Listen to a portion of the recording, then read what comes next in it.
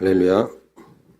오늘 함께 나눌 하나님 말씀은 디모데전서 4장 12절에서 16절입니다.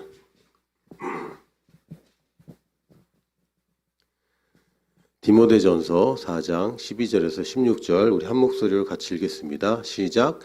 누구든지 내 연소함을 업신여기지 못하게 하고 오직 말과 행실과 사랑과 믿음과 정절에 있어서 믿는 자에게 본이 되어 내가 이를 때까지 읽는 것과 권하는 것과 가르치는 것에 전념하라. 내 속에 있는 은사 곧 장로의 회에서 안수받을 때에 예언을 통하여 받은 것을 가볍게 여기지 말며 이 모든 일에 전심전력하여 너의 성숙함을 모든 사람에게 나타나게 하라. 내가 내 자신과 가르침을 살펴 이 일을 계속하라. 이것을 행함으로 내 자신과 내게 듣는 자를 구원하리라. 아멘. 이 디모데 전서 후서는 사도 바울이 자기가 제자 삼은 디모데와 이제 헤어지고 디모데에게 이제 쓴 편지입니다. 역사가들에 따르면 가장 마지막에 또 말년에 쓴 편지라고 알려져 있는데요. 사랑하는 제자에게 자기 자식 같고 또 자기가 어린 나이에 이제 제자로 삼아서 같이 여행 다니고 같이 사역하고 그랬던 제자입니다. 그런데 디모데가 이제 교회를 맡아서 또 이제 그 지역을 담당하면서 사역을 하는데 젊다 보니까 젊으면 좀 무시당하는 게 있잖아요. 제가 여기서는 사실은 제일 나이 많은 사람인데 또 딴 데 가면 되게 젊다는 소리 또 듣거든요. 상대적인 겁니다. 젊다는 것은 늘 상대적인 것이고. 그런데 어쨌든 그 당시에 유대인 사회에서 디모데가 좀 젊은 나이였고 그래서 누구든지 내 연소함을 업신여기지 못하게 하고 근데 그 연소함을 업신여기게 못하게 하면은 어떻게 못하게 하죠? 내 나이가 몇 살인데 지금 나를 업신여기는 겁니까? 이렇게 싸우란 얘기는 아니잖아요. 어떻게 하라는 얘기입니까? 본이 되면은 됩니다. 나이와 상관없이 내가 존경받는 삶을 살면 나이와 상관없이 존경할 수밖에 없고 존중받을 수밖에 없어요. 나이가 문제가 아니라 나의 말과 행실 이런 것들이 사실은 이제 어리기 때문에 미숙하기 때문에 이제 그 정도의 인정을 받는 것이죠. 말투가 주는 그런 뉘앙스도 있고 또 행실에서 우리가 본이 된다면 나이와 상관없이 우리는 업신여김을 받지 않습니다. 또 지난번에 한번 강남에 갈 때 스파크를 타고 갔거든요. 조금 업신여김을 받더라고요. 운전하는 데 있어서도.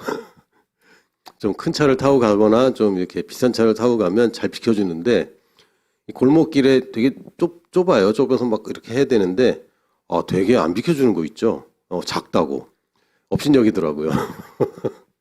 그래서 외형적인 걸 가지고 사람들은 이제 업신여김을 당하면 그래 나 한번 두고 봐라. 내가 한번 좋은 차 탄다. 좋은 옷 입는다. 이런 거 하는데 사실은 거기에 달려 있는 건 아닙니다. 일단 본이 되기 위해서는 여기 5가지를 얘기하는데 첫 번째는 말입니다. 말이 올바르면 사람이 존경받습니다. 근데 말만 잘한다고 존경받는 건 아니고 그에 따른 행실이 있어야죠. 그래서 말과 행실은 이제 같이 가야 되는 것이지 말을 올바로 하는 사람 입만 열면 비속어가 남발되거나 또 욕이 나오거나 또 그런 단어들이 이게 뭐라 그럴까요? 그런 게 있잖아요. 뭐라 그래야 되지? 어쨌든 그런 것도 중요하지만 사실은 자기가 한 말을 지키는 게 더 중요합니다. 말투가 어떻든지 간에 또는 내가 어휘가 어떻든지 간에 말을 많이 하든 적게 하든지 간에 내가 한 말에 대해서 책임을 지는 것은 굉장히 중요합니다. 말만 그렇게 하고 행동하지 않는다면 그거는 본이 될 수가 없죠. 어느 교회나 어느 회사나 어느 학교나 그 학교의 비전과 그 회사의 비전과 교회의 비전은 다 훌륭합니다. 그게 현찮은 회사는 없어요. 그렇죠? 그런데 실제로 그렇게 하느냐는 다 다른 얘기더라고요. 어느 대학을 봐도 정말 인재를 키우고 사람을 키우는데 모든 걸 다 쏟겠다라고 얘기하지만 실제로 그러냐? 그렇지 않잖아요. 실제가 중요합니다. 행실이 중요합니다. 우리가 어떤 사람인지를 보려면 혼자 있을 때 혹은 모르는 곳에 있을 때 내가 다른 사람을 의식하지 않을 때 어떤 행동을 하는가, 감시하는 사람이 있거나 눈치 보지 않을 때 내가 어떤 것을 하는가를 보면은 여러분이 자기의 수준을 정확하게 판단할 수 있을 것입니다. 남들 앞에 섰을 때의 행동이 아니라 나 혼자 있을 때, 보는 사람 없을 때 나는 뭘 하고 있는가, 나의 태도는 어떤가, 이것이 우리가 좀 살펴봐야 되는 분야입니다. 두 번째는 사랑과 믿음입니다. 사랑이 많은 사람이 있어요. 근데 그 사람이 믿음이 없는 경우도 좀 있더라고요. 어떤 경우냐면 사랑이 많은 분이 있습니다. 하여튼 그냥 사랑 많고 그냥 돌봐주고 뭐 해주고 뭐 사랑이 많은데 걱정 염려도 같이 많아. 이거는 본이 되진 않죠. 또 어떤 경우는 또 믿음은 참 대단한데 사랑은 또 없어요. 굉장한 비전어리고 이런 목사님들을 제가 많이 봅니다. 저 역시도 뭐 온전하다라고 볼 수는 없는데 어떤 목사님은 사랑은 참 많은데 믿음이 참 약하구나. 어떤 분은 믿음은 굉장히 강한데 사랑이 좀 약하구나. 나는 뭘까? 라는 생각도 해봅니다. 사랑과 믿음이 잘 균형 맞춰야 되는데 사랑에 있는 것을 빼다가 믿음에 넣는 게 아니라 사랑과 믿음을 두 쪽 다 무겁게 갈 때 우리가 균형을 잡힌 삶을 살 수 있습니다. 그리고 마지막으로는 정절을 지키라고 되어 있는데요. 참 안타까운 일들이 참 많죠. 특히 위대한 지도자들이 말년에 아주 이상한 일을 하는 것을 봅니다. 참 존경받고 훌륭한 일을 하셨던 분들인데 마지막에는 그렇게 돈에 그렇게 노예가 된 것처럼 돈에 팔려서 엉뚱한 결정을 하고 엉뚱한 짓을 하는 것을 봅니다. 그래서 우리가 끝까지 처음에 초심을 지키는 것은 굉장히 중요합니다. 이게 사실은 우리가 존경받는 인생이고 이게 이렇게 하고 있는가 우리가 계속해서 검토하고 체크해야 됩니다. 나는 말과 행실이 건전하고 또 그것이 일치되고 있는가. 여러분 한번 체크해 보세요. 여러분 지금 정죄하려고 그러는 게 아니라 이건 우리가 스스로 늘 돌아봐야 됩니다. 내가 사랑으로 결정하고 있고 믿음으로 선택하고 있는가? 이거 늘 살펴봐야 됩니다. 그리고 나의 동기가 진짜 순수한가?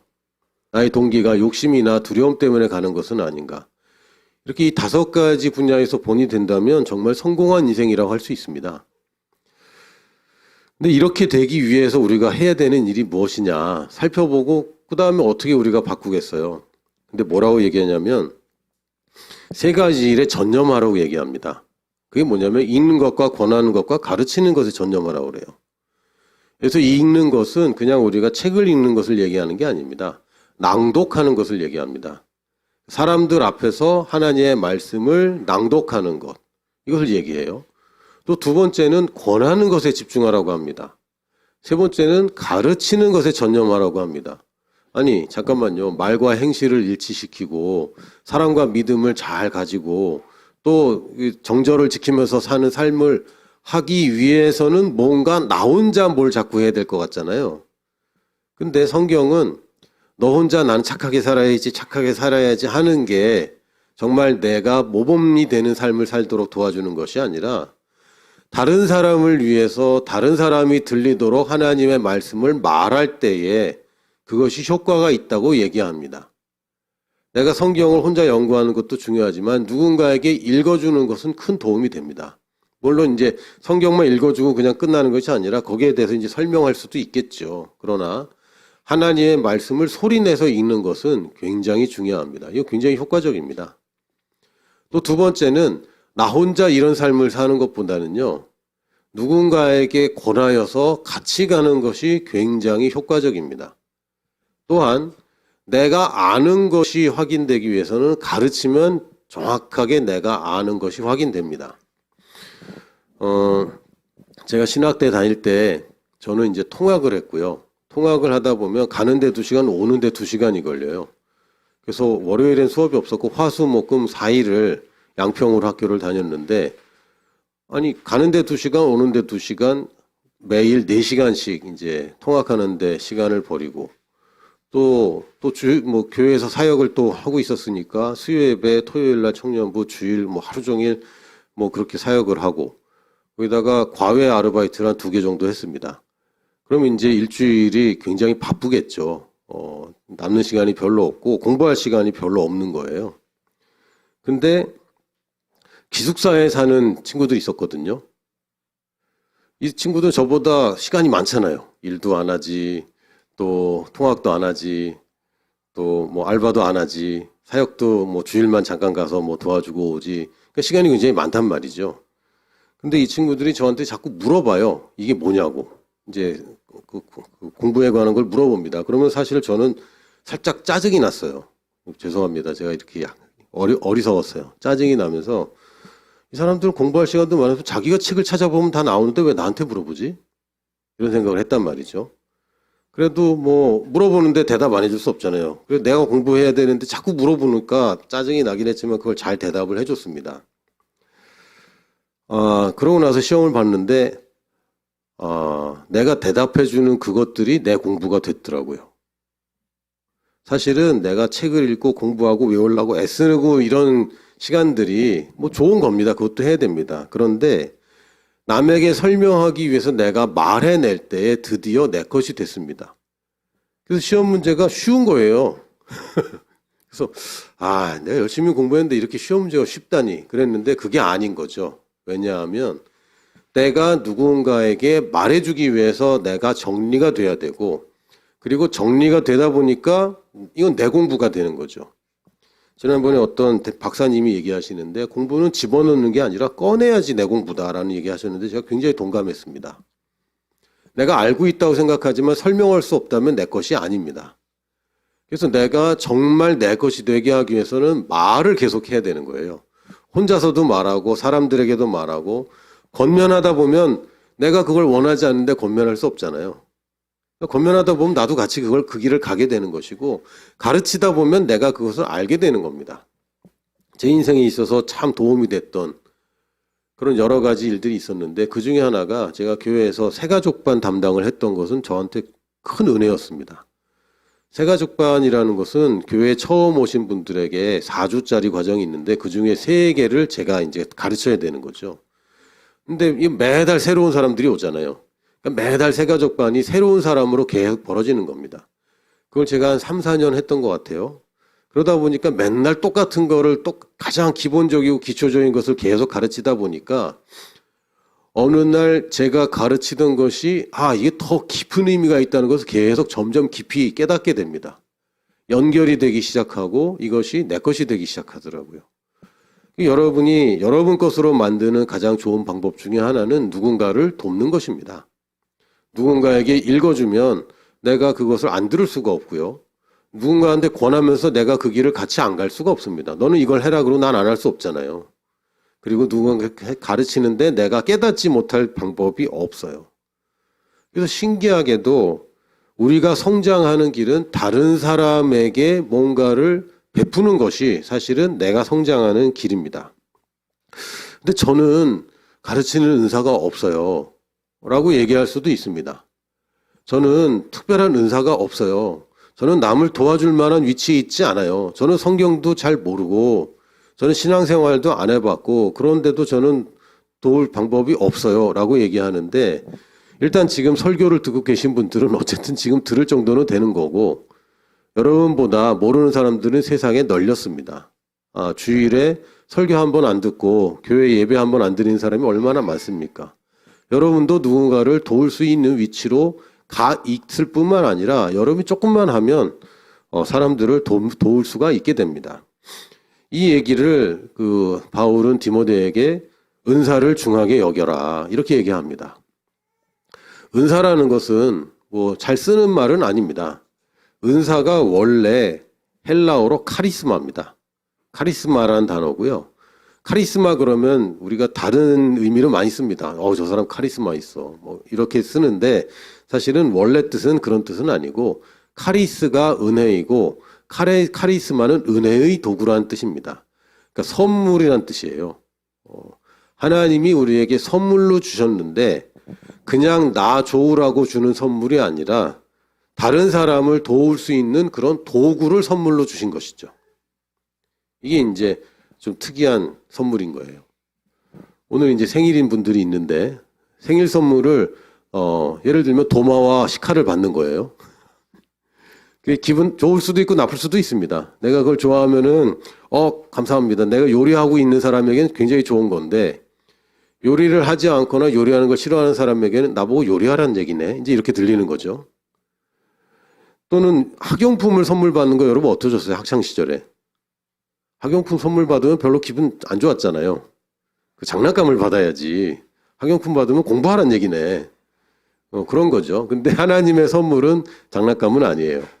이 선물은 남을 돕기 위한 도구로 선물을 주시는 것입니다. 그래서 섬김의 도구이기 때문에 우리가 뭐 예언이라든지 뭐 여러 가지 은사들 성경에서 얘기하고 있지만 이것들은 다 남을 돕기 위한 것이고 남을 돕는 자리에 있을 때 이 선물을 하나님이 주십니다. 좀 전에 말씀드렸지만 제가 저희 딸에게 식칼하고 도마를 주면서 이게 아빠의 선물이야.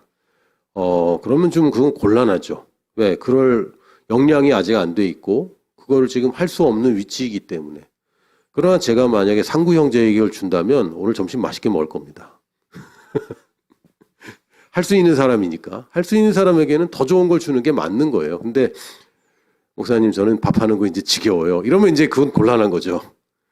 그래서 카리스마를 얻는다는 것은 하나님의 도움을 받아서 뭔가를 잘할 수 있는 그 도구를 얻는다는 것은 섬김의 자리에 가 있으면 섬김을 자꾸 계속 하다 보면 하나님이 거기에 합당한 은사를 주게 되어 있습니다. 여러분이 정말 사모하는 은사가 있습니까? 그럼 그 은사가 필요한 곳으로 여러분이 가 있으면 됩니다. 예를 들면 저는 병 고치는 은사가 있으면 참 좋겠어요. 손만 얹으면 다 나으면 좋겠어요. 그러면 지금 나가서 병든 자를 찾아서 손을 얹기 시작하는 것입니다. 병든 자들을 향한 긍휼의 마음이 일어나고 그 사람들을 실제 찾아가서 위로해주고 손을 얹고 기도해주는 사람에게 하나님이 은사를 안 준다면 그럼 누구한테 주시겠습니까? 하나님은 섬김의 자리에 필요한 은사를 주십니다.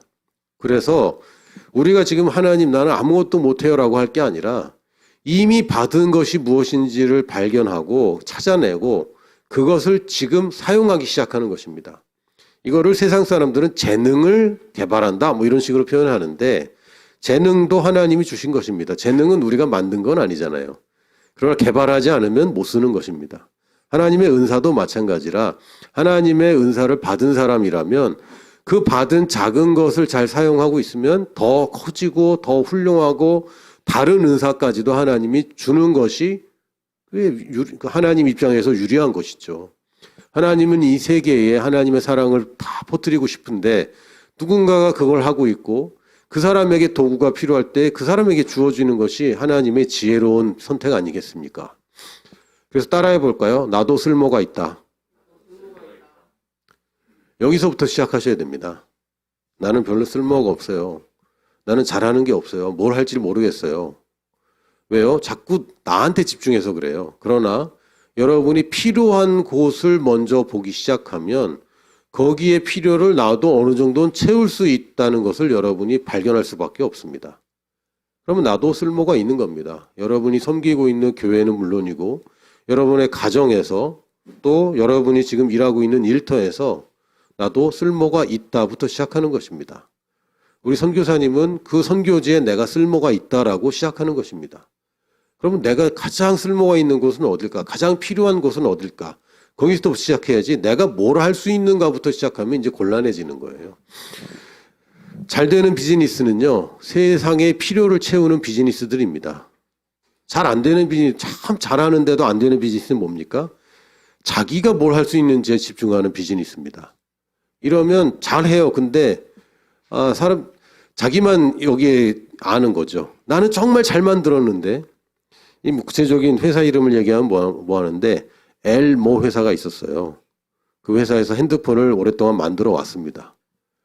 그리고 자기 회사 나름대로 참 다양한 시도들을 많이 했어요.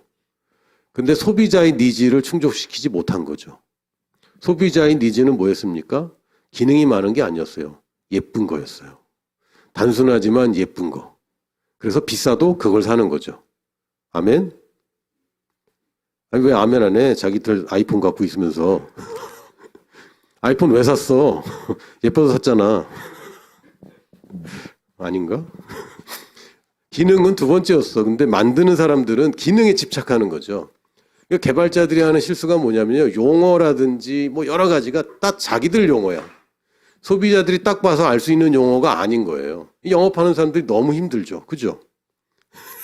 격하게 공감하는 일인이 있습니다. 개발자들이 전문 용어 쓰고 있는 거지. 근데 사실은 소비자들은 그게 내가 필요한 걸 이게 해주느냐, 이게 이제 중요한 거잖아요. 기능이 많을 필요가 없어요. 내가 필요한 걸 누가 해주는 거고, 거기를 딱 찔러주면 그 비즈니스가 이제 수익을 내는 겁니다. 똑같아요. 그리고 여러분이 이 일을 하기 시작하면 점점 발전되는 것이고요.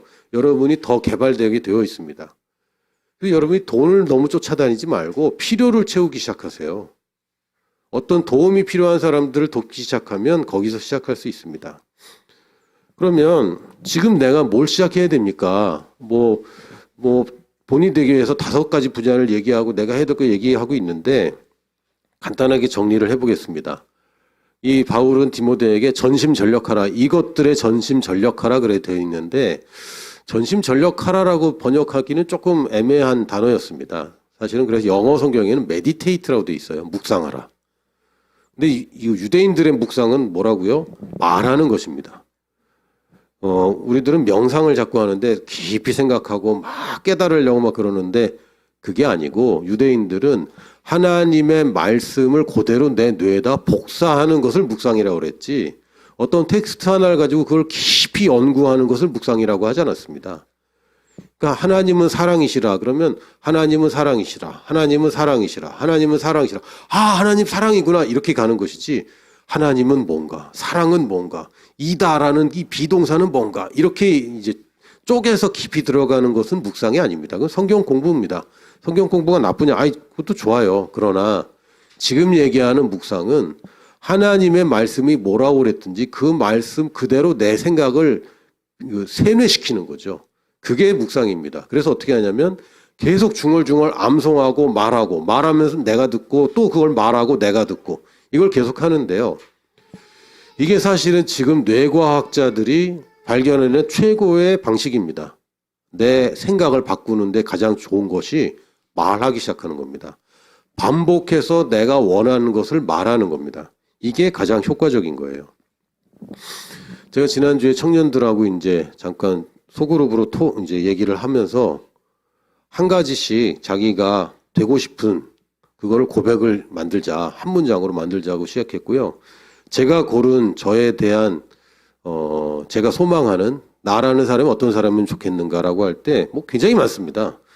제가 고쳐야 될 게 한두 가지가 아니고 또 되고 싶은 게 얼마나 많겠어요. 그러나 일단 제일 먼저 나의 태도를 바꿀 수 있는 한 가지를 선정하기 뭐냐면 나는 낙천적인 사람이다 라고 말하기 시작했습니다.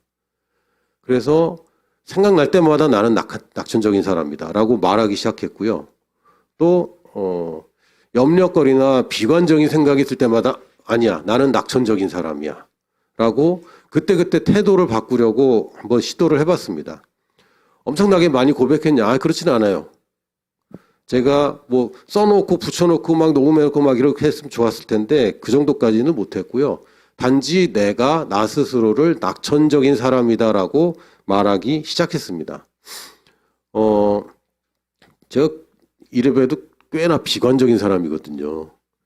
교육을 맨날 문제를 파악하고 문제가 뭔지 본질을 파악하고 그걸 해결해야 된다. 그리고 어떤 일이 있을 때 뭐가 문제냐 이거 먼저 떠오르고 돌다리를 두드려보고 결국은 꼭 건널 필요 없잖아. 그럼 안 건너는 사람인데 굉장히 지금 염세주의자 약간 저 스스로를 볼 때 제가 청소년기 때 나 스스로가 내가 염세주의자 같다라는 인상이 들어와 있었어요. 그러다 보니까 늘 비관적인 반응이 제일 먼저여서 나의 가장 기본적인 문제는 이거 아닌가 싶어서 이제 낙천적인 사람이다라고 이제 말하기 시작했고요. 일단 효과가 좀 있었습니다. 제일 좋은 효과는 뭐냐면 밤에 잠드는 시간이 짧아졌어요. 희한하게. 제가 주일부터 그렇게 얘기하기 시작했는데 수요일부터 자려고 하면 저 굉장히 오래 걸리는 사람이거든요. 최소 30분 이상 걸리고 생각을 많이 하고 잠자리 바뀌면 예민하고 뭐 예민한 거는 여전히 그런 것 같습니다. 잘 깨긴 합니다만 잠자는 시간이 많이 줄었어요. 한 10분도 안 걸리는 것 같아요. 뭐 잘 모르겠어요. 왜 빨리 잠들어서 잘 모르겠어요. 근데 뭐 잘 못 주무시는 분들은 이게 얼마나 괴로운지 압니다. 자야 되는데 잠 안 올 때 이거 얼마나 힘들어요. 그런데 내가 스스로를 낙천적인 사람이다라고 고백하기 시작했는데 일단 잠드는 시간이 짧아졌어요. 왜요? 내 안에 변화가 시작되는 겁니다. 다 됐냐? 아니 다 되진 않았어요. 이제 시작입니다. 그런데 여러분이 믿을 만한 근데 허황된 거 얘기하면 안 되죠. 허황된 거를 하면 내가 믿음이 안 생기는데 그럼 믿음의 기준은 뭡니까? 하나님의 말씀에 그렇다 하면 그건 믿을 수 있어요. 이거를 나 스스로 너는 할 수 있어. 뭐 긍정적인 사고 뭐 이런 거 많잖아요. 근데 긍정적인 사고 방식에 대한 모든 그 책들의 결론은 뭐냐면요. 네가 되고 싶은 걸 말하기 시작하라. 이게 결론입니다. 다 똑같아요. 여러 권 사보실 필요도 없어요. 근데 그거를 지속하는 것이 문제인 거죠. 그렇게 하면 된다는 건 알아. 근데 그걸 계속해서 할 수가 없는 거예요. 그래서 어떻게 합니까? 첫 번째는 하나님의 말씀에 있는 것으로 그거는 내가 믿을 수 있잖아요. 나 스스로 나는 낙천적인 사람이야. 그러면 근거가 뭐야? 그럼 이제 난 할 말이 없어. 그런데 하나님의 말씀에 내가 어떤 사람이고 내가 새로운 피조물이고 너는 사랑받는 자고 내가 하는 일마다 잘 될 것이라고 얘기했기 때문에 그럼 나는 이제 낙관론을 가져도 되겠구나. 설득이 되는 거죠. 하나님의 말씀이 아닌 것에는 설득되기가 어렵습니다. 어린이들은 됩니다. 어른이 되면 설득이 안 돼요. 왜요? 벌써 이성이 굳어져 있기 때문에. 그리고 나보다 훨씬 권위자의 말이면 설득이 되는 거죠. 맞습니까? 그래서 난 건강한 줄 알았는데 병원 갔더니 의사가 아니래. 그럼 설득이 돼서 그때부터 아파요. 바로 설득이 됩니다. 왜? 권위자의 말엔 설득이 됩니다. 그래서 하나님의 말씀이야말로 나를 가장 쉽게 제대로 설득할 수 있는 텍스트이고 이걸 내가 선택하고요. 그리고 또한 나 혼자서 이걸 결정하는 것보다 사람들과 모여서 같이 얘기하고 같이 말하고 가르치기 시작하고 권하기 시작할 때에 사실은 나 스스로 이것을 지속할 수가 있어요. 한 번 하는 건 쉽지만 지속하는 게 어려운데 다른 사람과 같이 갈 때 이게 지속이 되는 겁니다. 여러분 스스로 그냥 나는 열심히 살아야 돼 하는 것과 일주일에 한 번이라도 모여서 같이 예배하면서 하나님의 말씀을 권위 있는 하나님 말씀을 듣는 것은 굉장히 게임이 달라지는 거죠. 할렐루야. 그래서 우리가 묵상해야 되는데 첫 번째 묵상할 때 이렇게 해야 됩니다. 첫 번째는 내가 결심해야 됩니다. 습관은 금방 안 바뀝니다. 그러나 태도는 금방 바뀌어요. 태도 한번 바꿔볼까요? 나는 이제 진지하게 이 말씀을 잘 듣는 태도를 가져야 되겠어 라고 지금 태도를 바꿀 수 있습니다. 이게 얼마나 가느냐는 다른 얘기고 다음 주에도 지속되느냐는 다른 얘기지만 지금 하나님의 말씀은 무조건 태도를 바꿔줍니다. 그래서 마음 먹는 것은 내가 해야 돼요. 내가 이거 고쳐야 되겠다. 내가 이렇게 살아서는 안 되겠다. 내 남은 인생이 뭐 많이 남은 사람 적게 남은 사람 있겠지만 내가 이대로 살다가 이대로 그냥 가버리는 게 이게 무슨 의미인가. 여기에 현타가 좀 와야 됩니다. 내가 이렇게 살면 안 되겠다. 고치기로 마음 먹는 것은 내가 해야 되는 거고요. 두 번째로 말씀으로 생각을 바꾸면 습관이 됩니다. 그래서 말씀을 계속 말하는 거예요. 제가 한 것처럼 여러분도 말씀의 한 문장을 따도 좋습니다. 혹은 말씀들을 잘 버무리고 조합해서 그걸 근거해서 나에 대한 이미지를 하나를 한 문장으로 쉬운 한 문장으로 만들어 보는 것을 전 추천합니다. 그리고 그걸 계속 묵상하는 거죠. 묵상하는 게 낙천적인 게 뭐지? 나는 뭐지? 이제 이렇게 하는 게 그냥 계속 그거를 하는 겁니다. 이게 이 뇌과학자들은 뭐라고 얘기하냐면요. 이게 신경 가소성이라고 얘기하는데요. 이게 뭐냐면 오늘 뭐 그림도 준비하고 뭐 하려고 했는데 그럼 또 제가 이과 출신이라 또 너무 또 깊이 들어갈 것 같아서 짧게만 말씀드리면 뇌세포가 있잖아요. 뇌세포가 있는데 뇌세포의 신경돌기, 시냅스라는 것들이 여러 개가 나와 있고요. 이 뇌세포와 뇌세포 사이를 시냅스가 연결해주면 이게 이제 인식이 되고 기억이 되는 겁니다. 뇌세포끼가 따로 있으면 이게 그 기억이 되거나 나의 생각을 그게 조절하는 게 아니에요. 연결이 돼야 되는 건데 여러분이 나라는 단어가 딱 연상되면 나는 못났어. 이게 바로 떠오를 수가 있어요. 왜냐하면 야이 뭐 이렇게 못난 놈아 이런 얘기를 계속 들어보면 나라는 데 반응하는 뇌세포와 못난이라는 못난이라는 단어를 가지고 있는 뇌세포가 자동적으로 지금 연결이 되어 있는 상태입니다. 그러니까 이런 개념을 가지고 있는 사람은 스스로 늘 위축될 수밖에 없어요. 나는 실패자야. 이게 연결되어 있는 사람들이 있어요. 나라는 단어와 실패자라는 단어가 연결이 돼 있어요. 왜냐하면 거기에 실패하면 과거의 모든 실패들이 다 연결되어 있거든. 굉장히 납득이 되는 거죠. 이게 하면 할수록 계속 강화됩니다. 이 연결고리가. 그래서 나는 하면 바로 실패자가 떠오르기 때문에 이거를 바꿔주는 것을 해야 됩니다. 나 하면은 낙천적인 사람이야 떠오르도록. 이게 두 가지를 계속 같이 연속해서 또는 동시에 떠올리면 이게 결국은 연결이 됩니다. 이게 가소성이라는 거예요. 이 연결이 끊어지기도 합니다. 오래되면 이게 소실돼요. 그럼 이제 우리가 망각하는 거죠. 근데 이것을 우리가 새롭게 계속하면요. 이게 연결이 돼버려서 이것이 나한테 고착화가 됩니다. 이게 나의 사상이 되는 거예요. 이게 유대인들이 그렇게 묵상을 중요하게 여겼던 거예요. 알고 봤더니 이게 뇌과학의 원리라. 그래서 유대인들 가운데 노벨상 수상자가 그렇게 많은 것이고 지능 검사를 해보면 유대인들이 10에서 15% 정도 일반인보다 지능이 높습니다. 희한하죠? 인종적이냐? 아니에요. 유대인 인종이 특별하냐? 아니에요. 그러나 어릴 때부터 이걸 하는 거예요. 계속. 하나님의 말씀에 이것과 이것을 연결해놓고 이것과 저것을 연결해놓고 이것도 연결해놓고 이런 연결 작업을 어떻게 하냐? 반복적으로 말함으로 이 학습을 시키는데 어린 시절에는 훨씬 쉽죠. 근데 어른이 되고서도 우리는 할 수 있습니다. 의식이 무의식이 될 때까지 하면 됩니다. 운전을 배우듯이 운전 처음에 배우면은 중앙 그 차선 안 넘으려고 막 쓰다가 나중에 그거 인식 안 하잖아요. 처음에는 거울을 못 봐요. 이거 보느라고. 그러나 이제는 봅니다. 글씨 쓸 때 여러분이 한 획 한 획을 여러분 가만히 있어봐. 그 다음에 아인데 아는 위에서 아래로 점 이렇게 살짝만 찍고 이런 식으로 하지 않아요. 그러나 배울 때는 그렇게 배웠죠. 이제는 그냥 씁니다. 키보드도 여러분 어떻게 치세요? 독수리로 치세요?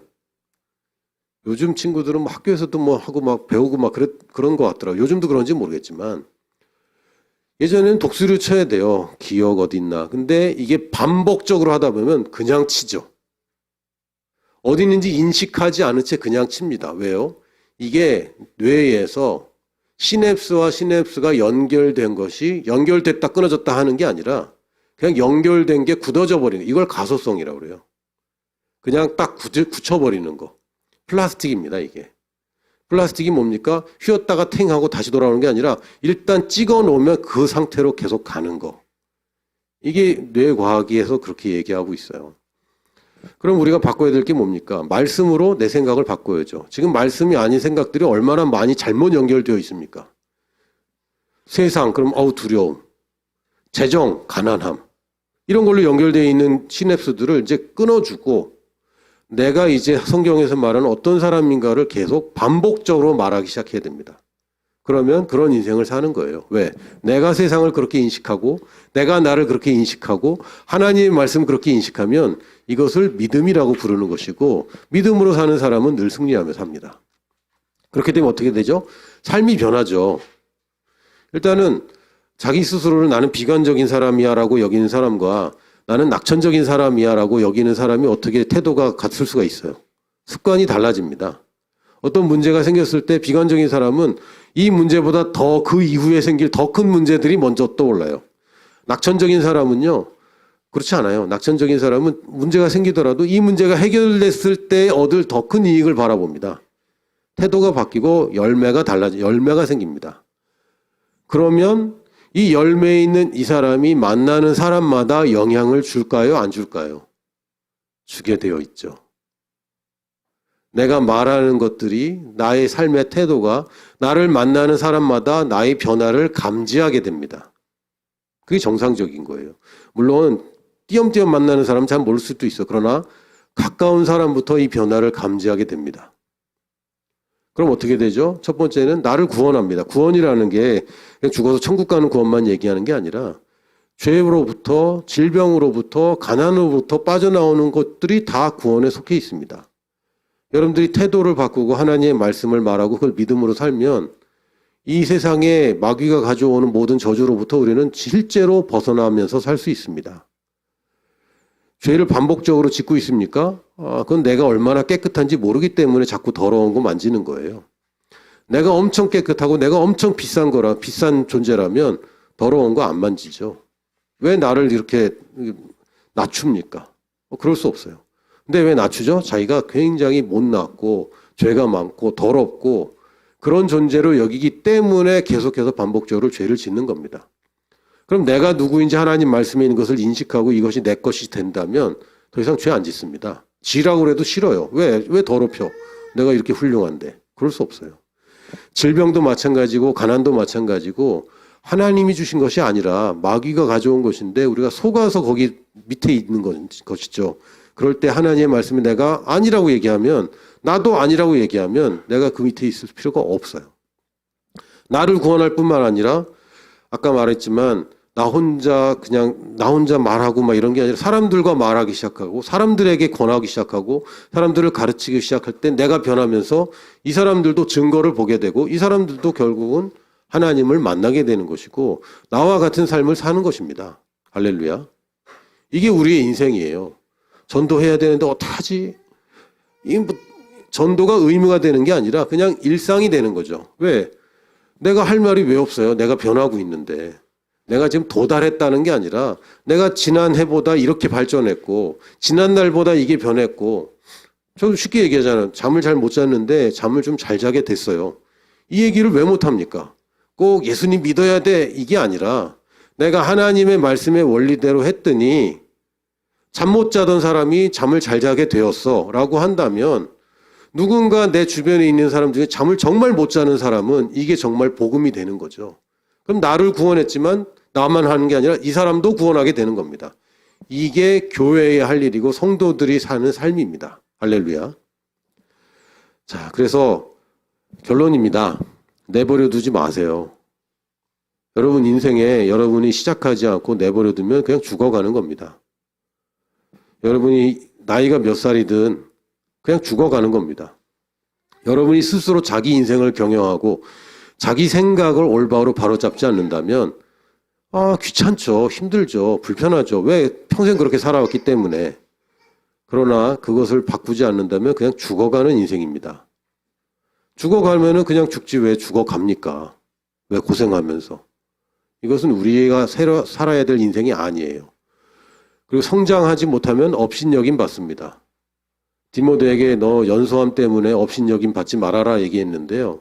나이가 어리다고 업신여김 받는 게 아니라 성장하지 못했기 때문에 업신여김 받는 것입니다. 여러분이 뭐 가까운 사람한테 업신여김 받지는 않을 거예요. 그러나 제가 가장 두렵다고 얘기하면 좀 그렇고 무시무시한 게 뭐냐면 자녀들에게 업신여김 받는 거. 이거는 아주 끔찍하죠. 이거는 있어서는 안 되는 일이고 저는 절대로 그렇게 살지 않을 겁니다. 물론 자녀들도 성장하겠지만 나도 성장할 거예요. 내가 정체되어 있는데 자녀들만 성장한다. 그런 일 없을 겁니다. 내가 그렇게 살지 않을 거예요.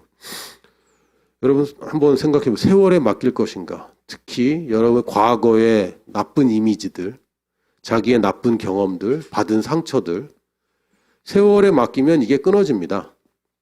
이 시냅스 연결이 끊어져요. 세월이 지나면. 그래서 큰 충격을 받았을 때 그때는 어떻게 할 수 없는데 시간이 지나면 점점 좀 아물죠. 사랑하는 사람과 이별했을 때 그것이 뭐 남녀 간의 이별이든 또는 뭐 돌아가셔서 이별을 하든 그런 이별을 겪으면 사실은 시간 외에는 답이 없을 때도 있습니다. 왜냐하면 위로가 안 돼요. 그러나 시간이 지나면 어느새 위로가 돼 있어요.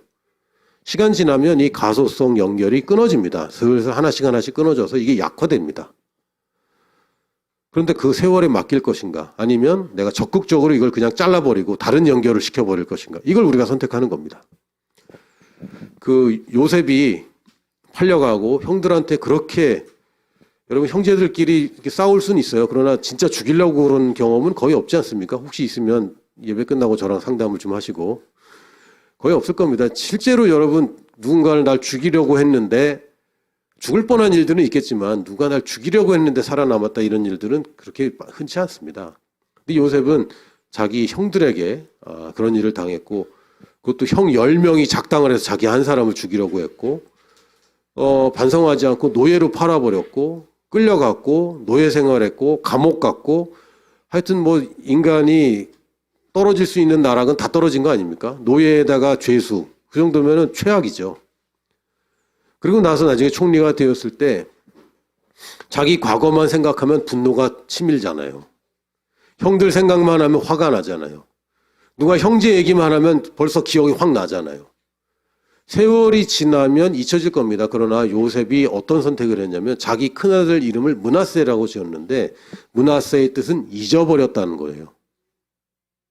므낫세 내 아들을 부르할 때마다 잊어버렸다는 것을 계속 묵상하는 겁니다. 계속 말하는 거예요. 아니 가만 놔둬야지 이게 잊혀지는 건데 가만 놔두면 잊혀져요. 근데 요셉은 적극적으로 잊어버리기로 결단을 한 겁니다. 그래서 형들 그러면 그 나쁜 말 이런 게 아니라 형들 하면 잊었어로 다 연결을 바꾸는 거예요. 형들 이야기 잊었어. 가족 이야기 잊었어. 형들이 나한테 했던 짓 잊었어로 바꾸는 겁니다. 시냅스 연결을 바꿔버렸어요. 어떻게 됐습니까? 나중에 형들이 왔는데 아무 문제가 없는 거예요. 세월에 맡기면요 이게 평생 갑니다. 약해질 뿐이지 언젠가는 드러나요. 언제 형들이 찾아왔을 때 요셉이 형들에게 복수할 수밖에 없었을 겁니다. 그러나 요셉은 므낫세 잊었어를 계속 반복함으로 아예 아들 이름을 그렇게 지어버리는 건 좀 너무하지 않았어요? 제가 아들을 만약에 망각이라고 적거나 그럼 좀 이상하잖아요. 근데 요셉은 그렇게 했어요. 굉장히 지혜롭게 했습니다. 그래서 요셉이 자유롭게 됐습니다.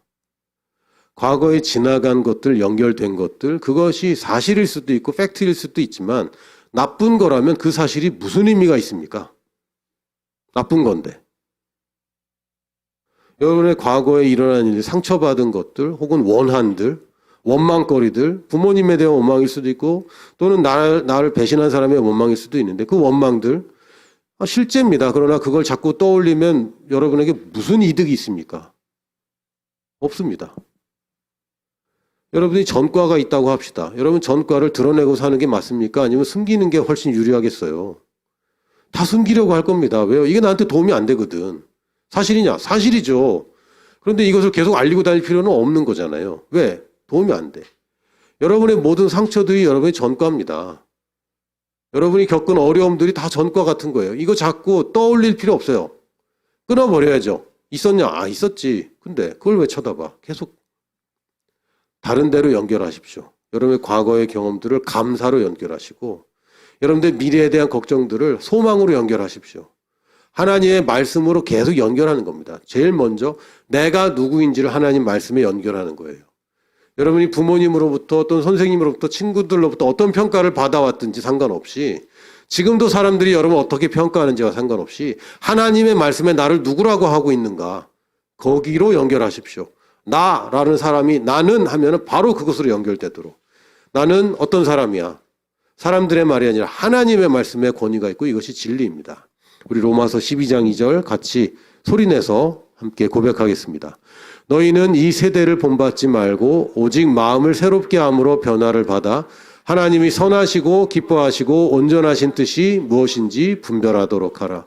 정신 바짝 차리시고 사람들의 말을 계속 반복해서 앵무새처럼 또 똑같은 비관적인 말을 할 때 여러분 정신을 딱 차려야 됩니다.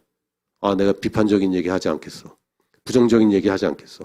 들리는 거 알았어. 그냥 그러고 끝내세요. 계속 그 비판적인 시각 가운데 여러분이 스스로를 오염시키지 마시고 하나님 말씀을 계속 고백해서 여러분들의 뉴런들을 새로운 시냅스로 잘 연결하시기를 예수님의 이름으로 축복합니다. 아멘.